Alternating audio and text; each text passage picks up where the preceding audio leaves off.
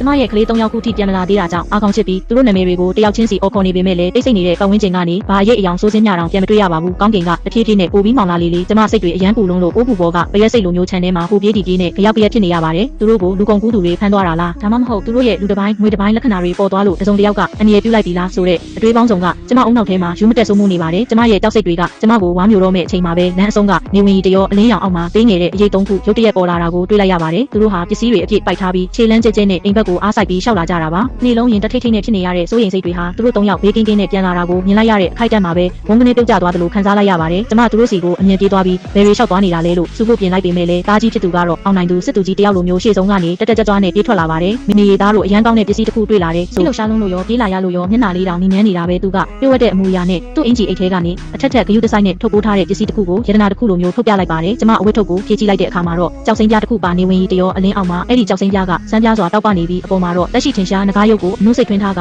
ငကားမျက်လုံးနေရာမှာကြောက်နေလေးတွေစီချဲထားတာပါကျမကကြောက်စိမ်းချောင်းကိုနားမလည်ပေမဲ့လည်းဒါဟာတာမန်လူတွေစီမှာရှိနိုင်တဲ့ပစ္စည်းမျိုးမဟုတ်ဘူးဆိုတာကိုတော့ကောင်းကောင်းကြီးသိလိုက်ပါတယ်ကျမရင်ထဲမှာမကောင်းတဲ့အငွေ့သက်ကိုခံစားလိုက်ရလို့ကြောက်စိမ်းပြားကိုလှမ်းကြည့်လိုက်မိပါတယ်ကြောက်စိမ်းပြားရဲ့အနောက်ဘက်မှာခန့်ညားထဲဝါလှတဲ့ရွမ်းဆိုတဲ့စာလုံးကိုမြင်လိုက်ရတဲ့အခါကျမရဲ့နှလုံးခုန်တန်တွေခဏတာရက်တန့်သွားသလိုမျိုးခံစားလိုက်ရပါတယ်ဒီကိုယ်လုံးကသွေးတွေအိပ်ဆက်သွားသလိုပဲဒီစာလုံးကိုကျမဘယ်တော့မှမေ့မှာမဟုတ်ပါဘူးဒါဟာတိုင်းပြည်ရဲ့အာဏာရှိလာတဲ့စစ်သူကြီးဂူရွန်ရဲ့ကိုပိုင်တစိမ့်အဆောင်ရောင်ပဲဖြစ်ပါတယ်ကျမကြောက်လန့်တကြားနဲ့တားကြီးရဲ့ပကုံးကိုလှမ်းကင်လိုက်ပြီးတားကြီးမိမိကိုပြောဒါပဲကရတာလဲလို့မေးလိုက်ပါတယ်တားကြီးကအပြစ်ကင်းစင်စွာနဲ့ဈေးထဲမှာကောက်ရတာပါမေမြေကြီးပေါ်မှာပြုတ်ကျနေတာပြီးမှလည်းဘယ်သူမှမရှိဘူးဒါကိုရောင်းရင်တားတို့အသားစားရမှာမဟုတ်လားနေတိုင်းတောဟင်းတွေပဲမစားချင်တော့ဘူးလို့ပြန်ပြောရှာပါတယ်ငယ်လေးနှစ်ယောက်ကလည်းအသားစားရတော့မယ်ဆိုပြီးဘေးကနေခေါင်းတငိမ့်ငိမ့်နဲ့သဘောကျနေကြပါတယ်ကျမမျက်စိထဲမှောင်သွားပြီးတကူလုံးရိုင်လဲမတက်ဖြစ်သွားပါတယ်ဒီပစ္စည်းကဘလောက်တန်ဖိုးရှိကျမအတွက်တော့တေမင်းစီကဖိတ်စာပါပဲကျမဒါကိုအမြန်ဆုံးပြန်ထားဖို့စူးစမ်းပေမဲ့ကံကြမ္မာကအချိန်မပေးတော့ပါဘူးကျမကလေးတွေကိုဒါဟာဘလောက်အနေရကြီးလဲဆိုတာရှင်းပြဖို့ပါစက်ဟလိုက်ချိန်မှာပဲဝုန်း